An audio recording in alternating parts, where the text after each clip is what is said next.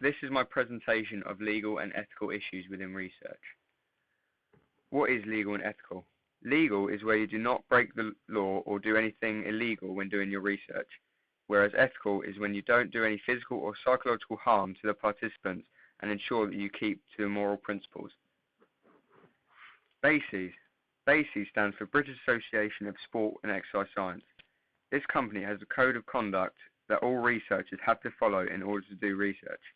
The first thing is ethical clearance. For this, you would need to hand in a research proposal to BASES, informing them of exactly what you will be doing and how you will be doing it. They can reject your proposal, but they will probably give you reasoning as to why you have been rejected, and would also tell you what you can change in order to get ethical clearance. Informed consent is where you have to get a signed document from the participant that says it is okay for them to do the research. Confidentiality is where you must keep all of the data and research you have collected private and ensure that you don't share them unless you have given permission. This would link in with data protection because it is just ensuring that the data is safe from others and is secure from leaking. Lastly, the safety of the participants is key. This is in the code of conduct because you need to ensure that all the participants are safe and away from harm. If a participant is hurt and it was down to the researcher, you could be stopped from further research. The 4 C's in ethical and legal issues. Competence. This is how skilled you are when doing the research you are doing and how much experience you have with it. You wouldn't do a VO2 max test if you didn't know what a VO2 max test was. Consent. This means that all the participants have signed a document telling them exactly what they will be doing and how they will be doing it within the research. Confidentiality. This states that you need to make sure that all research is confidential and hidden away unless the participant has said you can use them in the results or in a presentation. Finally, conduct. This is how you go about getting the research and how you treat each of the participants. The scenario is that the researcher wanted to see if cardiovascular endurance was a crucial part of gymnastics. They were made to do a multi-stage fitness test without consent, and many of the participants didn't know what it was. The researcher also made each participant run until level 11, and some of the participants found it hard to do so, but were still made to do it. The issue with this scenario is that the participants did not give the researcher consent about doing the research. Also, the researcher didn't give each of the participants the right to withdraw. This is shown because it says that the participants were made to run until level 11 even if they found it hard. This could lead to some physiological harm and also psychological harm because they couldn't do what the researcher asked them to do. The consequences of this could be that participants would no longer want to take part in the research. Also, the research could get into trouble just for not giving out a letter or something. Could potentially be stopped from further research. The scenario is that a researcher also wants to find out a gymnast's muscular strength. He had them do various weightlifting exercises including bicep curls, squats and shoulder press. Although when doing the exercises the gymnast was feeling pain in her muscles and the researcher made her carry on and finish each set. What is wrong about this scenario is the fact that he was doing exercises that would cause the gymnast physical pain. Also, he stopped or didn't give the participant the right to withdraw, leading to the participant stopping from further research. He could have prevented the participant from feeling physical pain is to reduce the weight that he was doing and possibly look towards muscular endurance rather than muscular strength. My third scenario is that a slightly overweight gymnast needed to do a somatotype test and realised that she fell into the endomorph category.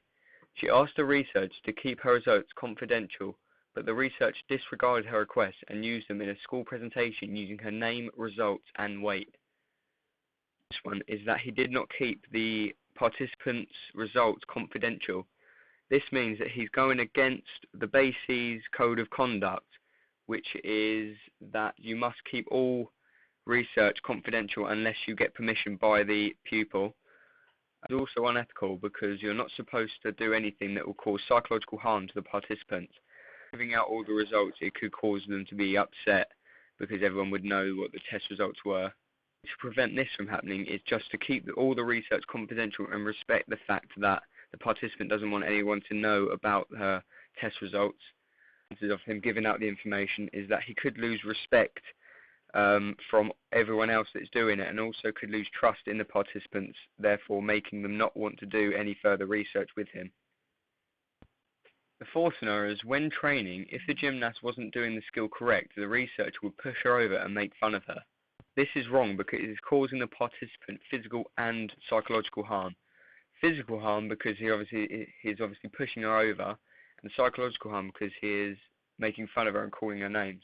One consequence is that he could get into legal trouble because it could be seen as him abusing the participant, also bullying her. He could prevent this is by not abusing her in certain ways, and can give her tips on how to improve instead. My fifth and final scenario is that the researcher wants to see how skilled the participants are. He does this by making them do specific routines. One of the skills he wants them to do is a backflip, but one of the performers cannot do it. The researcher then starts to make fun of them and forces them to do it, leading to them falling and getting themselves hurt. A few things wrong with this scenario. One of them is that he didn't give them the right to withdraw due to the fact that they couldn't do it. The second one is that the researcher was making fun of them, causing them psychological harm. And thirdly, he went against health and safety by making them do a skill that they didn't know how to do, causing them to get injured. What could have prevented this is just by making the skills in the routine a little bit easier, boosting the morale of the group, and then he could have moved on to slightly harder skills. He could have also not made fun of them and instead tried to boost the morale by putting it to one side, or just giving them encouragement on how to do it better, or things that he could have done to make it better. And finally, he could have ensured that all of the participants were happy with the routine and were happy with the skills that he was putting out. Due to the fact that he didn't do this, it caused one of the participants to hurt themselves. This means that he could get into trouble with bases just for not going by health and safety regulations. Finally, the implications if you do not research ethically and legally. One thing that can happen is that you affect the welfare of the participants. This means that you could affect them physically or psychologically. Psychologically could just be doing something that would hurt them, such as pushing, kicking, something like that, and psychological is just making fun of them or doing things that they don't want to do. You can also be banned from further research. This could be because you're physically or psychologically harming someone. You could be fined because you have gone against the BASIS code of conduct, or that you have done something that is unethical or illegal. You could also lose credibility. This means that you won't get any participants that would come to you just for the fact that you've done things in the past that could lower your credibility within the research. Finally, you could get a prison sentence if worse comes to worse. This could be because you've done something seriously wrong, or that you have seriously hurt a participant psychologically or physically. And that is the end of the presentation.